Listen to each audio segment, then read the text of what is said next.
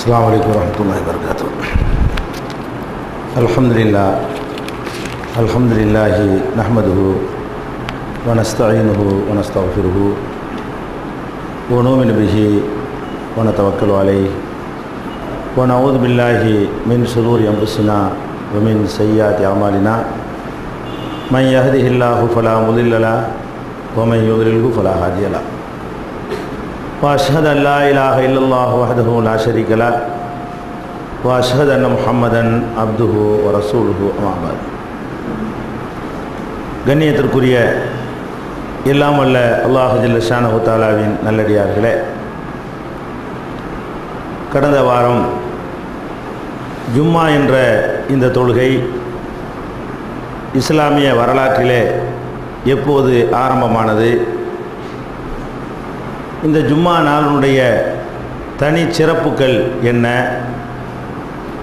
வார வழிபாட்டுக்காக இந்த வெள்ளிக்கிழமையை இறைவன் தேர்ந்தெடுத்த காரணம் என்ன என்பதையெல்லாம் சென்ற வாரம் நாம் பார்த்தோம். ஜும்மா தொடர்பாக மேலும் சில செய்திகளை வருகிற வாரங்களிலே நாம் அறிந்து கொள்ளவிருக்கிறோம். முதலாவதாக இந்த ஜும்மா தொழுகையினுடைய முக்கியத்துவம். நபிகள் நாயகம் ஸல்லல்லாஹு அலைஹி வஸல்லம் சொன்னாங்க, இந்த ஜும்மா தொழுகைகளை யார் விடுகிறார்களோ லயன்தஹியன்ன அக்வாமுன் அன் வதஇஹிமுல் ஜும்ஆத், ஜும்மாக்களை விட்டுவிடுவதை விட்டும் இந்த சமுதாயத்தை நான் எச்சரிக்கிறேன், அவர்கள் விலகிக் கொள்ள வேண்டும். இல்லை என்று சொன்னால் அவர்களுடைய உள்ளங்களிலே அல்லாஹ் முத்திரையிட்டு விடுவான் என்று நபிகள் நாயகம் ஸல்லல்லாஹு அலைஹி வஸல்லம் அவர்கள் சொன்ன செய்தி சஹீஹ் முஸ்லிம் என்ற நூலிலே பதிவு செய்யப்பட்டிருக்கிறது. இன்றைக்கு ஐங்கால தொழுகைகளை புறக்கணித்த பல சகோதரர்கள், இஸ்லாத்தினுடைய பல சட்டதிட்டங்களை வாழ்க்கையிலே கடைப்பிடிக்காத சகோதரர்கள் கூட இந்த ஜும்மாவுக்கு வந்து கொண்டிருக்கிறார்கள். அதன் காரணமாகத்தான் அவர்களுடைய உள்ளங்களிலே அல்லாஹ்வை பற்றியும் மறுமையை பற்றியும் அவர்களையே அறியாத ஒரு அச்சம் ஆழ் மனதிலே புதைந்து கிடக்கிறது. ஜும்மாவையும் விட்டுவிட்டார்கள் என்று சொன்னால் அதோடு அல்லாஹ் சீல் வச்சிருவான். இந்த ஜும்மாவுக்கு வருவதை கூட விட்டுவிட்டார்கள் என்று சொன்னால் அவர்களுடைய உள்ளங்களிலே அல்லாஹ் முத்திரையிட்டுருவான். உள்ளங்களில் முத்திரையிட்டுருவான்டா என்ன அர்த்தம்னு கேட்டால், திருமறை குர்ஆனில் அல்லாஹ் சொல்லி காட்டுறான். உள்ளங்களில் முத்திரையிடுறதுக்கு அர்த்தம் என்னென்னா, ஹதமல்லாஹு அலா குலூபிஹிம் வ அலா சம்இஹிம் வ அலா அபுசாரிஹிம் கிஷாவத்துன் வலஹும் அதாபுன் அலீம்னு சொல்லிட்டு ஃபஹும் லா யூமினூன்னு கொண்டாந்து முடிக்கிறான். அல்லாஹ் இந்த மாதிரி முத்திரையிட்டுட்டான்னு சொன்னால் அவங்க நம்ப மாட்டாங்க, ஈமான் கொள்ள மாட்டாங்க, மரணிக்கும் பொழுது அல்லாஹ்வை நம்பாதவர்களாக நிராகரிப்பாளர்களாக மரணிப்பாங்க. அப்போ இந்த ஜும்மாக்களை விடுவது என்பது நம்ம இஸ்லாத்தை விட்டு வெளியேற்றுகிற நிலையில் கொண்டு தள்ளிடும். சீல் வச்சிருவான். ஃபஸ்ட்டு அல்லாஹ் சீல் வச்சுட்டான்னு சொன்னால் எந்த நல்ல செய்திகளும் உள்ளே போகாது. முத்திரையிட்ட பிறகு உள்ள எதுவுமே போகாது. அந்த மாதிரியான ஒரு பயங்கரமான குற்றம் என்று ஜும்மாவை விடுவதை பற்றி நபிகள் நாயகம் ஸல்லல்லாஹு அலைஹி வஸல்லம் அவர்கள் சொல்கிறார்கள். யார் ஒருத்தன் அலட்சியமாக வேண்டுமென்றே ஜும்மா தொழுகைகளை விடுகிறானோ தபா அல்லாஹு அலா கல்பிஹி, அவனுடைய உள்ளத்தில் காரணத்துக்காக ஒரு நோய், ஒரு பிரயாணம், சில சகோதரர்களுக்கு சில சகோதரிகளுக்கு ஜும்மாவில் விதிவிலக்கு இருக்கிறது. அந்த விதிவிலக்கு பெறாமல் காரணம் இல்லாமல் ஜும்மாவை யாராவது விட்டார்களேயானால் அவங்க உள்ளத்திலையும் அல்லாஹ் முத்திரையிட்டு விடுவான் என்று நபிகள் நாயகம் ஸல்லல்லாஹு அலைஹி வஸல்லம் அவர்கள் எச்சரிக்கை பண்ணியிருக்கிறாங்க.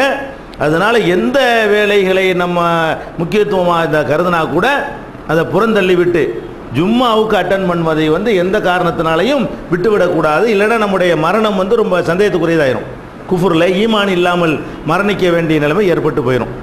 இந்த ஜும்மாவை பொறுத்த வரைக்கும் நபிகள் நாயகம் ஸல்லல்லாஹு அலைஹி வஸல்லம் அவர்கள் 4 நபர்களுக்கு ஜும்மாவிலிருந்து விதிவிலக்கு தர்றாங்க. விதிவிலக்கு என்றால் அவங்க தொழக்கூடாதுன்னு அர்த்தம் இல்லை, கட்டாயம் கிடையாது. அவங்க அந்த ஜும்மாவுக்கு வரலன்னு சொன்னால் அவங்களுக்கு கேள்வி கிடையாது, அதுக்கு விசாரணை கிடையாது என்று நபிகள் நாயகம் ஸல்லல்லாஹு அலைஹி வஸல்லம் அவர்கள் சொல்கிறாங்க. அதில் ஒருவர் யாருன்னு கேட்டால் அலா குல்லி சபியின், சிறுவர்கள், பருவமடையாத சிறுவர்கள், 15 வயதுக்கு கீழே உள்ள சிறுவர்களாக இருந்தார்களேயானால் அவங்க ஜும்மாவுக்கு வரல என்று சொன்னால் அது குற்றமாகாது. அதுக்காக அல்லாஹ் கேள்வி கேட்க மாட்டான். அதே நேரத்தில் குழந்தைகளை தொழுகைக்கு ட்ரைனிங் கொடுக்கறதுக்காக வேண்டி நம்ம அனுப்புறது குற்றம் கிடையாது. ஜும்மாவுக்கு வரலாம், அழைத்து கொண்டு வரலாம். இப்போ கொடுக்குற அந்த பயிற்சி தான் பின்னாடி வரைக்கும் உதவும். ஆனால் வரலைன்னா குற்றம் ஆகுமா, அது பாவம் ஆகிருமான்னு கேட்டால் பாவம் ஆகாது. அவங்க ஜும்மாவுக்கு வராமல் இருக்கலாம் என்று நபி ஸல்லல்லாஹு அலைஹி வஸல்லம் சொல்கிறாங்க. ஒன்று. இரண்டாவது யாருன்னு கேட்டால் அது இப்போ இல்லை. இரண்டாவது சாரார் இப்போ இல்லை. அடிமைகள்.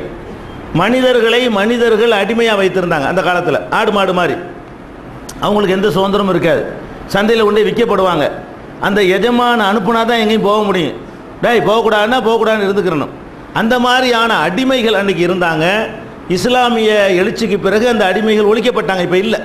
நிறைய அடிமைகளை விடுதலை செய்யுங்க, எந்த பாவம் செஞ்சாலும் அடிமைக்கு விடுதலை கொடுங்கன்னு சொல்லி அடிமைகள்லாம் விலைக்கு வாங்கி இந்த சமுதாயம் விடுவித்த காரணத்தினால அடிமைகள்ங்கிற ஒரு எண்ணமே இல்லாமல் ஒழிக்கப்பட்டு விட்டது இஸ்லாமிய நடவடிக்கையினால்.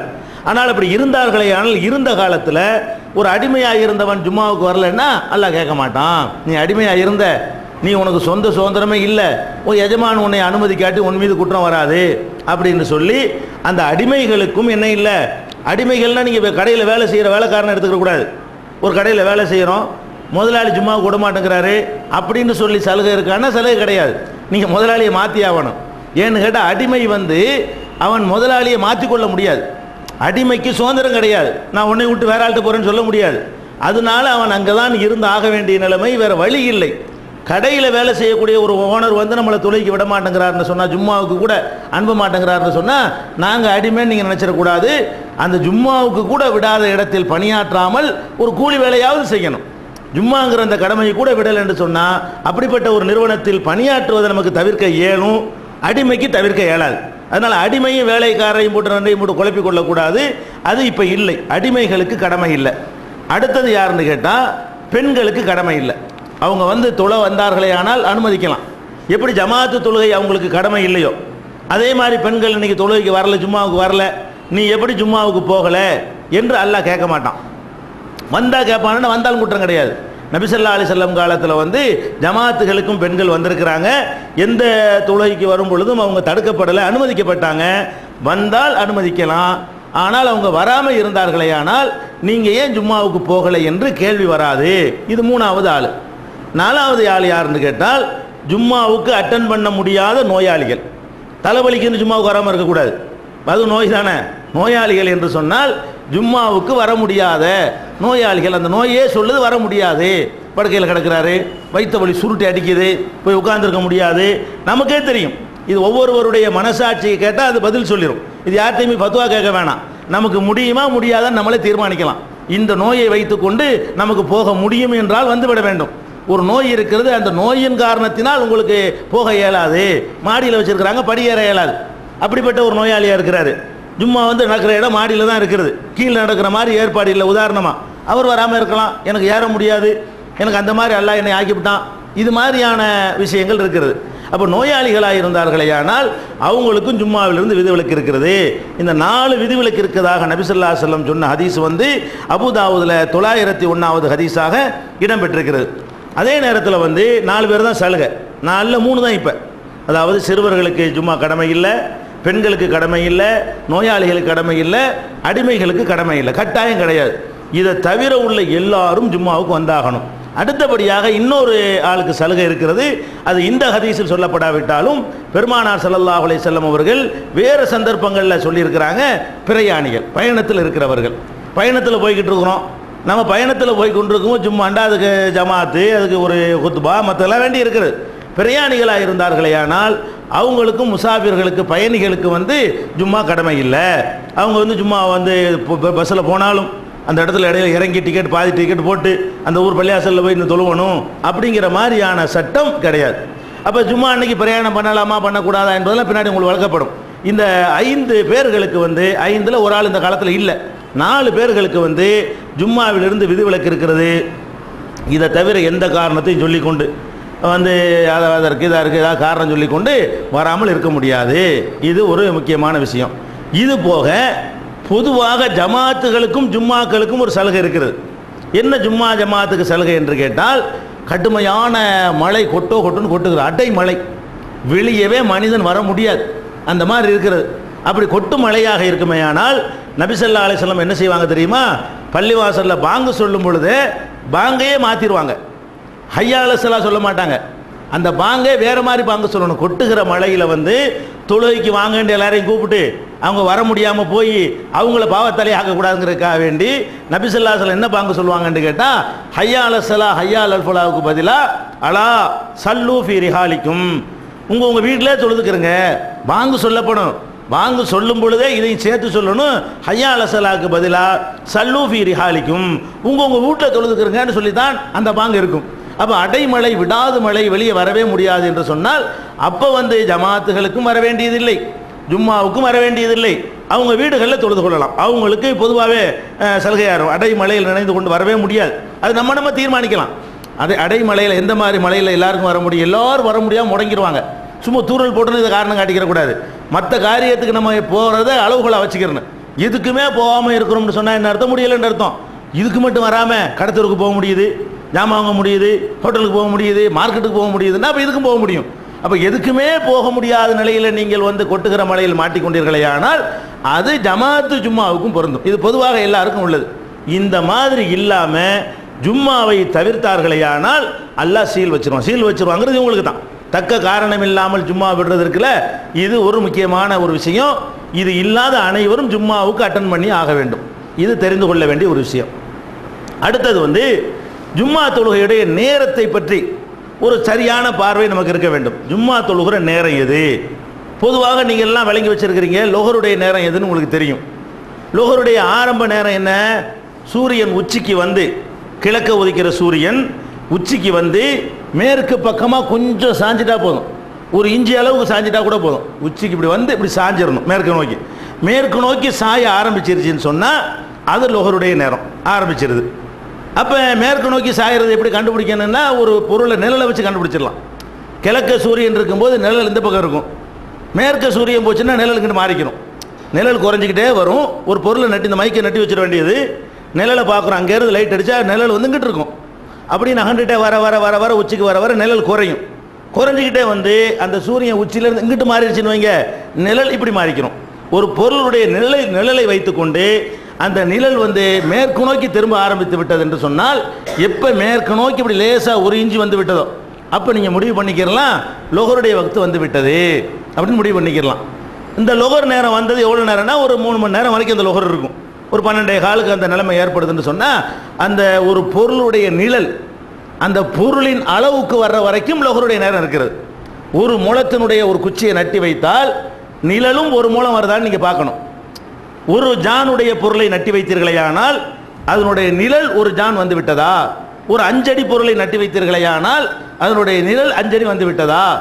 அது ஒரு ஜானுக்கு ஒரு ஜான் இருந்தால் ஒரு முழத்துக்கு ஒரு முழம் இருக்கும். எல்லாம் ஒன்று தான். விளங்குதா? 10 அடியை நட்டி வச்சு பார்த்தாலும் கணக்கு ஒன்று தான். அரை அடியை நட்டி வைத்தால் அரை அடி நிழல், அரை அடிக்கு அரை அடி இருந்தால் 10 அடிக்கு 10 அடி இருக்கும். அப்போ ஒரு பொருளுடைய நிழல் அதே அளவுக்கு வந்து விடுமையானால் லோஹர் டைம் முடிந்து விட்டது. அப்போ லேசாக சாய ஆரம்பித்த உடனே நிழல் இந்த பக்கம் சாய ஆரம்பித்த உடனே லொஹர் ஆரம்பிக்கிறது. எவ்வளோ நேரத்துக்கு அது போகும் என்று சொன்னால் ஒவ்வொரு பொருளுடைய நிழலும் அந்த பொருளுடைய அளவுக்கு வர்ற வரைக்கும் அந்த நேரம் போய்கிட்டு இருக்கிறது. அப்போ 12:15 உதாரணமாக அப்படி ஏற்பட்டுச்சுன்னு சொன்னால் ஒரு 3:15 3:30 காலத்துக்கு தகுந்த மாதிரி மாறும். 3:15 3:30 வரைக்கும் லொஹர் டைம் இருக்கிறது. 12:15 தொழுதான் லொஹர் தான், 12:30 தொழுதான் லொஹர் தான், 1 மணிக்கு தொழுதான் லொஹர் தான், 2 மணிக்கு தொழுதாலும் லொஹர் தான். இந்த லொஹருடைய நேரம் தான் ஜும்மாவுடைய நேரம் என்று நிறைய பேர் தப்பாக வழங்கி வச்சிருக்காங்க. அதுக்கு தான் சொல்ல வர்றேன். நமக்கு லொஹருடைய நேரம் இது நல்லா தெரிகிறது. இந்த லொஹருடைய நேரம் தான் ஜும்மாவுடைய நேரம் அப்படின்னு நம்ம பெரும்பாலான மக்கள் விளங்கி வைத்திருக்கிறார்கள். லொஹருடைய நேரம் ஜும்மாவுடைய நேரம் தான். ஆனால் ஜும்மாவுக்கு ஒரு சிறப்பு சலுகை என்னன்னு கேட்டால் லொஹருடைய நேரம் வர்றதுக்கு கொஞ்சம் முன்னாடி கூட ஜும்மாவை தொழுதுக்கலாம். ஒரு 12:15 தான் லொஹர் வருதுன்னு சொன்னால் ஒரு 11க்கு கூட நீங்கள் வந்து தொழுது கொள்ளலாம். நபிகள் நாயகம் ஸல்லல்லாஹு அலைஹி வஸல்லம் அவங்களுடைய காலத்தில் பெரும்பாலும் எப்படி நடந்திருக்குன்னு சொன்னால் மா குன்னா நகீலு வலா நத்தகதா இல்லா பாதல் ஜும்மா, நாங்கள் காலை உணவு சாப்பிடுவோமே அதை கூட ஜும்மா தொழுது தான் போய் வீட்டில் சாப்பிடுவோம். பகலில் ஒரு தூக்கம் போடுவோமே, சூரியன் உச்சிக்கு வர்றதுக்கு முன்னாடி ஒரு தூக்கம் போடுவாங்க, பகல் தூக்கம். அந்த பகல் தூக்கத்தையும் கூட நாங்கள் ஜும்மா தொழுதுட்டு வந்து தான் தூங்குவோம் அப்படின்னு சொல்லக்கூடிய ஹதீஸ் வந்து புகாரியில் நிறைய இடங்களில் இடம் பெற்றிருக்கிறது. நீங்கள் பார்ப்பதாக இருந்தால் 938 பார்க்கலாம், 939 பார்க்கலாம், 2349 பார்க்கலாம், 5403 பார்க்கலாம், 6248 இது எல்லாமே புகாரியில் உள்ள ஹதீஸ். அதில் என்ன சொல்லப்படுதுன்னு கேட்டால், அதாவது காலை அந்த அரபு நாட்டில் 2 வேளை தான் உணவு சாப்பிட்டாங்க அந்த காலத்தில். இப்போ நம்ம 3 வேளை சாப்பிட்றோம் இல்லையா, அந்த காலத்தில் அரபியர்கள் வந்து 2 வேளை சாப்பிட்டாங்க. இப்போ 2 வேளை அவங்க சாப்பிட்றது இல்லை, இப்போ நிறைய 5-6 வேளை சாப்பிட்றாங்க. அந்த காலத்தில் அவங்க சாப்பிட்டது 2 வேளை தான் சாப்பிட்டாங்க. ஒன்று காலை உணவு, இன்னொன்று மாலை உணவு. பகல் உணவுன்னு ஒன்று சாப்பிட மாட்டாங்க. இப்போ காலை உணவுங்கிறத சாப்பிட்டார்களே ஆனால் மறுபடியும் சூரியன் மறைஞ்ச பிறகு மகரிப் நேரத்தில் ஒரு சாப்பாடை சாப்பிடுவாங்க. இந்த காலை உணவு என்பது ஒரு 10 மணி 11 மணி வாக்கில் சாப்பிடுவாங்க. அந்த அந்த உணவை கூட நாங்கள் எப்போ சாப்பிடுவோம்னு கேட்டால் ஜும்மா தொழுதுட்டு வந்து சாப்பிடுவோம், வெள்ளிக்கிழமையை பொறுத்த வரைக்கும் அப்படிங்கிறாங்க. அப்போ ஜும்மா தொழுகிறத வந்து இந்த லொஹர் வக்து வர்றதுக்கு முந்தி செஞ்சுருக்கிறாங்க. லொஹர் தொழுகைக்கு வக்து வருமே 12:15 12:30 வக்து வருதுன்னு வைங்களேன், அதை விட முந்தியும் அந்த ஜும்மா தொழுகையை நடத்தியிருக்கிறார்கள். ஆனால் இப்போ பிந்தி நடத்துகிற தப்புன்னு கிடையாது. அசர் வக்து வர்ற வரைக்கும் நீங்கள் ஜும்மாவை லொஹர் நடத்துகிற மாதிரி நடத்தலாம். ஆனால் இந்த அனுமதி இருக்குங்கிறத வழங்கி வைத்துக் கொள்ளணும். நமக்கு வந்து ஒரு கடுமையான வெப்பமாக இருக்குது, அந்த 2 மணி 1 மணிக்கெல்லாம் உட்கார இயலாத அளவுக்கு இருக்கிறது. அப்படிப்பட்ட ஒரு காலத்தில் நம்ம முடிவு பண்ணி ஒரு 11:30 மணிக்கு ஜும்மாவுக்கு வாங்க, வெயில் கம்மியாக இருக்கும் அப்படின்னு நம்ம முடிவு எடுத்தோமையானால் அதுக்கு மார்க்கத்தில் அனுமதி இருக்கிறது. அதுக்கு தெளிவாகவே அனுமதி இருக்கிறது. எப்படி அனுமதி இருக்குன்னு கேட்டால், நபி ஸல்லல்லாஹு அலைஹி வஸல்லம் அவங்க சொல்கிறாங்க, அவங்க சொன்னதாக வருது, இதஷ்தத்தல் பர்து பக்கர பிஸ்ஸலா ஓ இதஷ்தத்தல் ஹர்ரு அபுரத பிஸ்ஸலா. ரசூல் ஸல்லல்லாஹு அலைஹி வஸல்லம் அவங்க என்ன செய்வாங்கன்னு கேட்டால், கடுமையான வெப்பம், வெயில் கடுமையாக இருக்குது என்று சொன்னால் அந்த நேரத்தில் வந்து தொழுகையை வந்து ரொம்ப அந்த சூரியன்லாம் நல்லா இறங்கி ஒரு 3 மணி அந்த அளவுக்கு ஆகிறவருக்கு லேட் பண்ணுவாங்களாம். குளிராக இருக்குமே ஆனால் முன்னாடியே தொழுதுருவாங்களாம். அப்போ ரசூல் ஸல்லல்லாஹு அலைஹி வஸல்லம் அவங்களே காலத்துக்கு தகுந்த மாதிரி ஜும்மாவையெல்லாம் மாற்றி இருக்கிறாங்க என்ற ஹதீஸ் வந்து புகாரியில் 906வது ஹதீஸாக இடம்பெற்றிருக்கிறது. இன்னொரு ஹதீஸ் வருது புகாரியில் 4168 ஒரு ஹதீஸு, நாங்கள் ஜும்மா தொழுதுட்டு வருவோம், ஜும்மா தொழுதுட்டு வெளியே வந்தால் சுவர்களுக்கு நிழல் இருக்காது, ஒதுங்கிறதுக்கு நிழல் இருக்காது அப்படின்னா அது உச்சியில் இருக்குன்னு அர்த்தம். அதாவது தொழுதுட்டு நாங்கள் வெளியே வரும்பொழுது சுவர்களில் ஏதாவது ஓரத்தில் வெயிலுக்கா நிழலுக்கா நிற்கலாமான்னு பார்த்தா எந்த சுவருக்கும் நிழல் இருக்காது, நிழலை நாங்கள் பார்க்க மாட்டோம். நிழல் பார்க்க மாட்டோம்னா என்ன அர்த்தம்? சூரியன் உச்சியில் இருக்குன்னு அர்த்தம். சூரியன் இந்த பக்கமோ இருந்தால் தான் நிழல் இருக்கும். சூரியன் நேரம் இருக்குன்னு வைங்க, அந்த பொருளுடைய நிழல் வந்து விழாது, ஒதுங்குற அளவுக்கு இருக்காது, லேசாக கொஞ்சோண்டு இருக்கும், ஒதுங்குகிற அளவுக்கு நிழல் இருக்காது. இப்போ நீங்கள் போனீங்கன்னா எல்லாத்துக்கும் ஒதுங்குற அளவுக்கு நிழல் இருக்கும், இப்போவே இருக்கும். இப்போவே நீங்கள் வெளியே பார்த்தா கூட அந்த செவத்துக்கு நிழல் வந்து என்ன செய்யும், ஒதுங்குற அளவுக்கு இருக்கும். அப்போ நபி ஸல்லல்லாஹு அலைஹி வஸல்லம் காலத்தில் ஜும்மா தொழுது நாங்கள் வெளியே வரும்பொழுது சுவற்றுக்கு நிழல் இருக்காது, நாங்கள் ஒதுங்க முடியாது என்றெல்லாம் ஹதீஸுகளை பார்க்கிறோம்.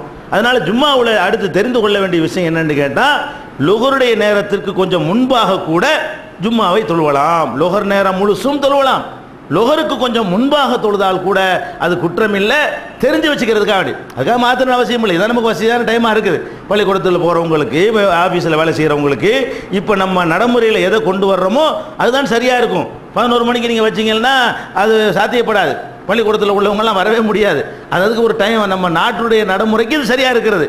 ஆனால் நீங்கள் தெரிஞ்சு வச்சுக்கணும்ல, ஒரு சட்டத்தை தெரிஞ்சு வச்சுக்கிட்டோம்னு சொன்னால் ஒரு நேரம் இல்லாட்டி ஒரு நேரம் தேவைப்பட்டால் அது யூஸ் பண்ணிக்கிறலாம். அந்த அறிவை நம்ம பெற்று வைத்துக் கொள்ள வேண்டும். இது ஜும்மாவை பற்றிய நேரத்தை பற்றி தெரிந்து கொள்ள வேண்டிய ஒரு விஷயம். அடுத்த இன்னொரு விஷயம் என்னன்னு கேட்டால், நீங்கள் ஜும்மாவுக்கு தமிழ்நாட்டில் நீங்கள் போனீங்கன்னா 99% 99.99 கூட சொல்லிட்டு போங்க, எல்லா பள்ளி வாசல்கள்லையும் ஜும்மாவுக்கு 2 பாங்கு சொல்லுவாங்க. நீங்கள் எல்லா பள்ளியும் பார்த்துருப்பீங்க. ஜும்மான்னு சொன்னால் முதல்ல ஒரு பாங்கு ஒரு 12:30 மணி அந்த மாதிரி சொல்லிடுவாங்க.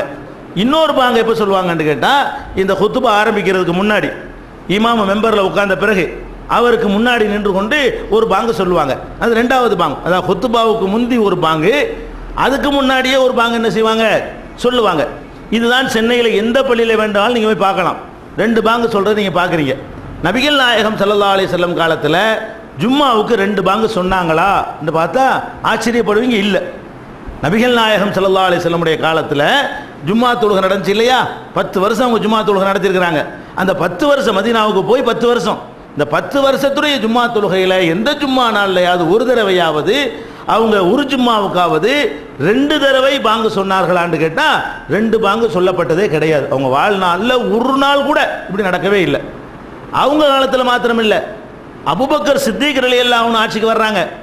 அவங்க காலத்தில் ஜும்மா நடந்துச்சு, அப்பவும் ஜும்மாவுக்கு ஒரு பாங்கு தான் சொல்லப்பட்டிருந்துச்சு. உமர் ரலியல்லாஹு அன்ஹு ஆட்சிக்கு வர்றாங்க, அவங்க காலத்திலையும் பல வருஷங்கள் ஜும்மா அவங்க நடத்தியிருக்கிறாங்க. அப்போவாவது 2 பாங்கு இருந்துச்சான்னு கேட்டால் 2 பாங்கு இருக்கல, அப்பவும் ஒரு பாங்கு தான் இருந்துச்சு. அப்போ நபிகள் நாயகம் ஸல்லல்லாஹு அலைஹி வஸல்லம் காலத்தில் ஜும்மாவுக்கு ஒரு பாங்கு தான், அபூபக்கர் சித்திக் ரலியல்லாஹு அன்ஹுடைய ஆட்சி காலத்தில் ஜும்மாவுக்கு ஒரு பாங்கு தான், உமர் ரலியல்லாஹு அன்ஹுடைய காலத்திலையும் ஜும்மாவுக்கு ஒரு பாங்கு தான். 2 பாங்கு எப்போ வருதுன்னு கேட்டால் உஸ்மான் ரலியல்லாஹு அன்ஹு ஆட்சிக்கு வந்த பிறகு மக்கள்லாம் அதிகமாக இஸ்லாத்தில் நிறைய அதிகமாக பெருகிட்டாங்க. பிறகுனா இந்த உரையை கேட்குவதற்கு மக்கள் வரமாட்டேங்கிறாங்க. ஏன்னா இமாம் மெம்பரில் உட்காந்துடுறாரு, உட்கார்ந்தவொடனே தான் பாங்கு சொல்லுவாங்க, பாங்கு கேட்டவுடனே வர ஆரம்பிப்பாங்க. இமாம் மெம்பரில் உட்காந்து பயான ஆரம்பிக்கும் போது பாங்கு சொன்னால் அதுக்கு பிறகு தான் கேட்டுட்டு புறப்பட்டு வர ஆரம்பிப்பாங்க. வர ஆரம்பித்தார்களே ஆனால் அந்த உரை நிகழ்த்தும் போது யாருமே இருக்க மாட்டாங்க. அதை பார்த்துட்டு உஸ்மான் ரலியல்லாஹு என்ன பண்ணுறாங்கன்னு கேட்டால் இந்த ஒரு பாங்கு பத்தலை, மக்களை வர வைக்கணும் அப்படிங்கிறதுக்காக வேண்டி இன்னொரு அழைப்பை அதிகப்படுத்தினார்கள். ஒரு அறிவிப்பு இருக்குது, ஜாதன் நிதாவு சாலிஸ், இன்னொரு அழைப்பை அவங்க அதிகப்படுத்தினாங்க அப்படின்னு சொல்லி இன்னொரு அழைப்பை அதிகப்படுத்தினாங்கன்னு இவங்க என்ன விளங்கிட்டாங்கன்னு கேட்டால் 2 பாங்கு, அதாவது பயானுக்கு முன்னாடி ஒரு பாங்க சொல்லி மக்களை வர வச்சிடுறது, பயானுக்கு எந்திரிக்கும் போது ஒரு பாங்க சொல்ல வேண்டியது. அப்போ மக்கள்லாம் அசம்பிளாக இருப்பாங்க, இப்படி செஞ்சாங்கன்னு விளங்கிட்டாங்க. ஆனால் அப்படி நடக்க கிடையாது. எப்படி வருது ஹதீஸ்லன்னு கேட்டால் புகாரியில் நீங்கள் எடுத்து பார்க்கலாம், 915, 912, 913 இருக்கிறது. நபி ஸல்லல்லாஹு அலைஹி வஸல்லம் அவங்களுடைய காலத்திலையும் அபூபக்கருடைய காலத்திலையும் உமர் ரலியல்லாஹு அன்ஹுடைய காலத்திலையும் இமாம் மெம்பரில் கானன் நிதாவு யௌமுல் ஜும்மா, ஜும்மாவுடைய நாளில் உள்ள பாங்கு என்பது அவ்வளவு இதா ஜலசல் இமாம் அலல் மெம்பர், மெம்பரில் இமாம் உட்கார்ந்த பிறகுதான் முதல் பாங்கு சொல்லப்படும். 2வது பாங்குங்கிறது இகாமத்த பாங்குங்கிறாங்க. தொழுகையில் தொழுகும் ஒரு பாங்கு சொல்லுவோம்ல, அல்லாஹ் அக்பர் அல்லாஹ் அக்பர் அஷ்ஹது அல்லா இலாஹா இல்லல்லாஹ், அதையும் அதுக்காக முதல் பாங்குங்கிறார். இப்போ முதல் பாங்கு எப்போ சொல்லப்படும் என்று கேட்டால் இமாம் மெம்பரில் உட்கார்ந்த பிறகு சொல்லப்படும். ஃபலம்மா கான உஸ்மான் ஓ கசுரன்னாஸ், உஸ்மானுடைய ஆட்சி ஏற்பட்டு மக்களும் முஸ்லீம்களும் அதிகமாக பல்கி பெருகிய பொழுது ஜாதன் நிதாவு சாலிசு, 3வது இன்னொரு அறிவிப்பை அவர் அதிகமாக்கினார். அல ஜவுரா, இந்த ஜவுராங்கிற வார்த்தையை தான் அவங்க கவனிக்காமல் விட்டுறாங்க. ஜவுரான்னா கடத்தருவு, ஜவுராண்டு ஒரு பஜார், பர்மா பஜார் மாதிரி, ஜவுராண்டு ஒரு ஏரியா, அங்கே தான் மக்கள்லாம் வியாபாரம் பண்ணிட்டு இருக்கிறாங்க. உஸ்மான் போய் என்ன பண்ணுறாங்கன்னு கேட்டால் அங்கே போய் அறிவிப்பு செய்ய சொல்கிறாங்க, போங்கடா தொழுகை நேரமாக போச்சு, பாங்கு சொல்லலை. அதில் என்ன வருதுன்னு கேட்டால் ஜாதன் நிதாவு சாலிசு அல ஜவுராண்டு வருது. இந்த ஜவுராங்கிற வார்த்தையை விட்டுவிட்டு உஸ்மான் ரலியல்லாஹு அன்ஹு இன்னொரு பாங்கையை அதிகப்படுத்திட்டாங்க. பாங்கை எப்படி அவங்க அதிகமாக்குவாங்க? அல்லாஹ்வுடைய மார்க்கத்தில் அல்லாஹ்வுடைய ரசூல் செஞ்ச ஒரு செட்டப்பில் அவங்க அதிகமாக்குவாங்களா? அதிகாரம் இருக்குதா? அதை உஸ்மான் போன்றவர்கள் செய்வாங்களா? கண்டிப்பாக செய்ய மாட்டாங்க. அவங்க ரசூல் ஸல்லல்லாஹு அலைஹி வஸல்லம் அவர்களை 100% அப்படியே பின்பற்றக்கூடியவர்கள் யாரு? உஸ்மான் ரலியல்லாஹு அன்ஹு. அவங்க நபி ஸல்லல்லாஹு அலைஹி வஸல்லம் ஒரு காரியத்தை செஞ்சுட்டு போயிருக்கும் பொழுது, அபூபக்கர் அதை ஃபாலோ பண்ணி இருக்கும் பொழுது, உமர் ரலியல்லாஹு அன்ஹு அதை ஃபாலோ பண்ணி இருக்கும் பொழுது நான் 2 பாங்கு சொல்ல போறேன்னு மாற்றுவாங்களா? மாற்ற அதிகாரம் கிடையாது, அவங்களுக்கு அதிகாரம் கிடையாது, அவங்களும் செய்யவும் இல்லை. ஜவுராண்டா என்ன? ஜவுராவு மௌலியு சூக்கின் பில் மதீனா, புகாரியில் இருக்கிறது. அதுலேயே விளக்கம் வந்துடுது, ஜவுராவுக்கு விளக்கம். அந்த ஹதீஸ் நான் 912, 913, 915 புகாரில் நீங்கள் எடுத்து பார்த்தீர்களே ஆனால் அந்த கடத்தெருவில் இருக்கிற ஒரு இடத்துக்கு பேர் தான் ஜவுரா. இந்த ஜவுராங்கிற இடத்துல போய் நின்று கொண்டு ஒரு அறிவிப்பு செய்ய சொன்னார்கள். என்ன அறிவிப்பு? பயான் ஆரம்பிக்க போகிறாங்க, கொஞ்ச நேரம் தான் இருக்குது, வாட்செல்லாம் கிடையாது. இல்லைன்னா வாட்சி இருக்கிற காலமாக இருந்தால் டயத்தை பார்த்து 1 மணிக்கு தான் வந்துட்டீங்க கரெக்டாக. அந்த வாட்செல்லாம் கிடையாது. எப்போ இமாம் பயான் ஆரம்பிக்க போகிறாரோ அதுக்கு கொஞ்சம் நேரத்துக்கு முன்னாடி பயான் ஆரம்பமாக போகுது, ஓடுங்க ஓடுங்க ஓடுங்க அப்படின்ற மாதிரி ஒரு கடத்தெருவில் போய் ஒரு அறிவிப்பு செஞ்சார். அது செய்யலாம், இப்போவும் செய்யலாம். ஆனால் இப்போ தேவையில்லை, வாட்சி இருக்கிற காலமாக இருக்கிறதுனால 1 மணிக்கு கரெக்டாக ஆரம்பிக்கும்னா எல்லார் கையிலையும் வாட்சி இருக்கிறது. அந்த காலத்தில் வாட்சி கூட பணக்காரர்கள் போடக்கூடியதாக இருந்துச்சு. இப்போ 25 ரூபாய்க்கும் 15 ரூபாய்க்கும் வாட்சி கிடக்கிற காலமாக இருக்குது, எல்லார் கையிலையும் வாட்சி கிடக்குது. அப்போ வாட்சி இருக்கிற ஒரு காலத்தில் இந்த அறிவிப்பு தேவையில்லை. அதெல்லாம் இல்லாத ஒரு நேரத்தில் உஸ்மான் ரலியல்லாஹு அன்ஹு என்ன பண்ணாங்கன்னு கேட்டால் அங்கே போய் கடத்தெருவில் ஒரு அறிவிப்பு செய்ய சொன்னாங்கன்னு வருதுங்க. இப்போ நம்ம கேட்குறோம், இப்போ நபிகள் நாயகத்தினுடைய சுன்னத் எந்த அளவுக்கு புதைக்கப்பட்டிருக்கிறது என்பதற்கு இந்த ஜும்மாவுடைய பாங்கு ஒரு உதாரணம். இவ்வளவு தெளிவாக புகாரில் ஹதீஸ் இருக்குது. நபி ஸல்லல்லாஹு அலைஹி வஸல்லம் ஒரு நாளும் 2 பாங்கு பள்ளிவாசலில் சொன்னதில்லை. எல்லா தொழுகைக்கும் இப்படி ஒரு பாங்கோ, அது மாதிரி ஜும்மாவுக்கு ஒரு பாங்கு சொல்லியிருக்கிறாங்க. அது தெளிவாக தெரிந்து கொண்டு ஒட்டுமொத்த உம்மத்தும் அதை மீறுகிறது. ரசூல் ஸல்லல்லாஹு அலைஹி வஸல்லம் சுன்னத்தை அப்போ எவ்வளவு தப்பாக புரிஞ்சிருப்பாங்கன்னு சொல்ல வர்றேன். இதில் புரிஞ்ச மாதிரி எத்தனை விஷயத்தில் இவங்க தப்பாக நடந்திருப்பாங்க.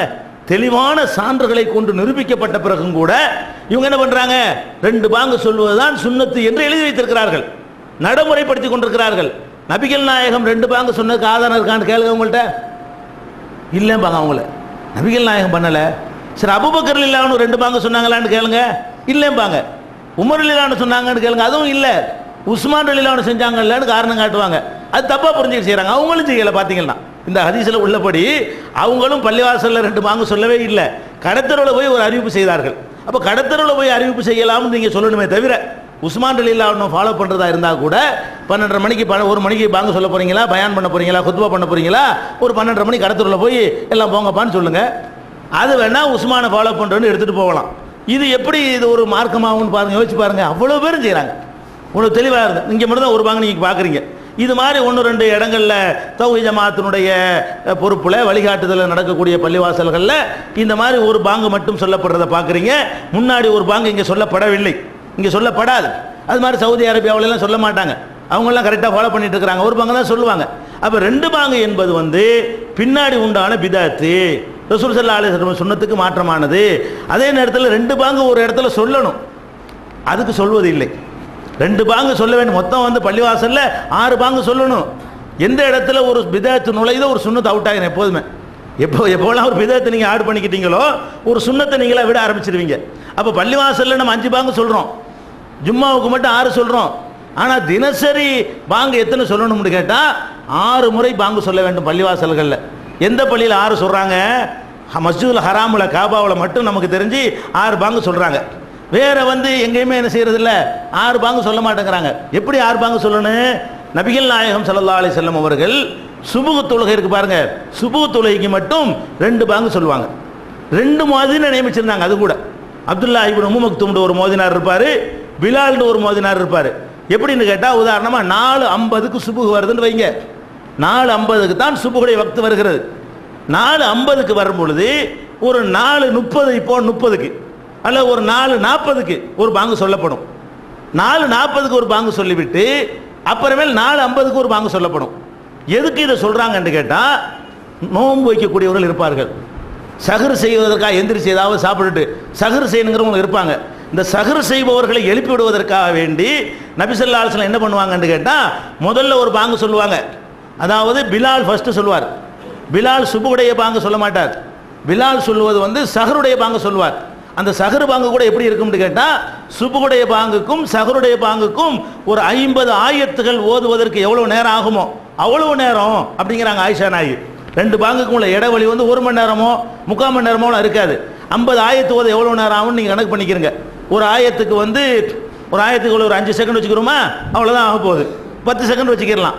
ஆமாம், அப்போ 50 ஆயத்து ஓதக்கூடிய ஒரு நேரம்னா ஒரு 10 நிமிஷம், ஒரு 20 நிமிஷம் வச்சுக்கிடலாம். அப்போ ஒரு 20 நிமிஷம் 10 நிமிஷம் இடைவெளியில் 2 பாங்கு சொல்லப்படும்.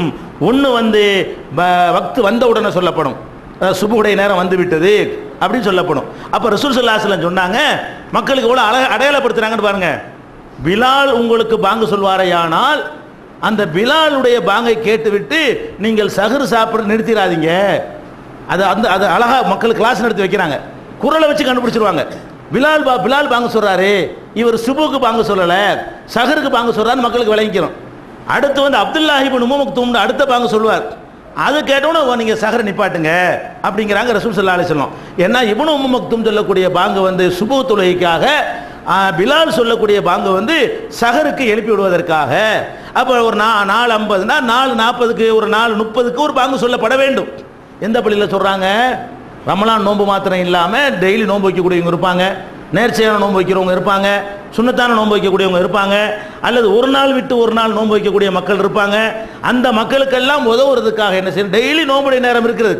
அதனால் என்ன பண்ணணும்னு கேட்டால், சஹருக்கு லாஸ்ட் நேரத்தில் சுபுவுக்கு கொஞ்சம் முன்னாடி ஒரு பாங்கு பள்ளியில் சொல்லப்படணும்.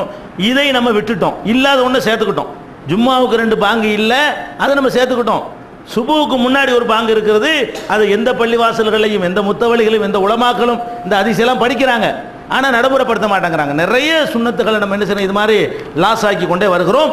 இதையும் நீங்கள் தெரிஞ்சு வைத்துக் கொள்ளணும். அல்லாஹ் உங்கள் கையில் ஒரு காலத்தில் ஏதாவது பள்ளி நிர்வாகத்தை தந்தானேயானால், அதை அமுல்படுத்துறதுக்கான வாய்ப்பை தந்தானேயானால், இந்த சுன்னத்தை ஹயாத்தாக்கி 100க்கு 100 கணக்கான நன்மைகளை, இது கியாமத் நாள் வரைக்கும் நமக்கு நன்மை பெற்று தரக்கூடிய காரியம். இதை நம்ம செய்ய வேண்டும். அடுத்த பிரச்சனை என்னன்னு கேட்டால், ஜும்மாவுடைய பாங்காச்சா, ஜும்மாவுக்கு நம்ம வர்றோம். இந்த ஜும்மாவுக்கு வரும்பொழுது நம்ம எப்படி நடந்து கொள்ள வேண்டும் என்ற விவரங்கள் எல்லாம் இன்ஷா அல்லாஹ் நம்ம அடுத்த வாரங்களில் பார்க்கலாம். அஸ்ஸலாமு அலைக்கும்.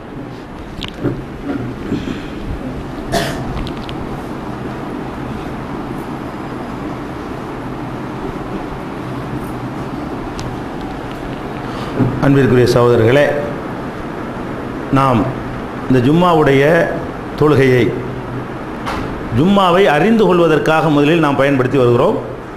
அந்த அடிப்படையில் தான் ஜும்மா தொடர்பான சட்டங்கள் எல்லாம் உங்களுக்கு சொல்லப்பட்டு வருகிறது. அல்லாஹ் ரப்புல் ஆலமீன் இந்த ஜும்மாவுடைய எல்லா சட்டங்களையும் நம்ம விளங்கி அதன் பிறகு மற்ற சட்டங்களை, ஜும்மாவுடைய சட்டங்களை பூரா அது தொடர்பாக எந்த சந்தேகமும் இல்லாமல் விளங்கிய பிறகு அடுத்து சில குறிப்பிட்ட தலைப்புகளில் உங்களுக்கு செய்திகள் சொல்லப்படும். அல்லாஹ் ரப்புல் ஆலமீன் இதை உணர்ந்து நடப்பவர்களாக நம்மை ஆக்கி அருள்வானாக. வாஹிரு தாவானா அல்ஹம்துலில்லாஹி ரப்பில் ஆலமீன்.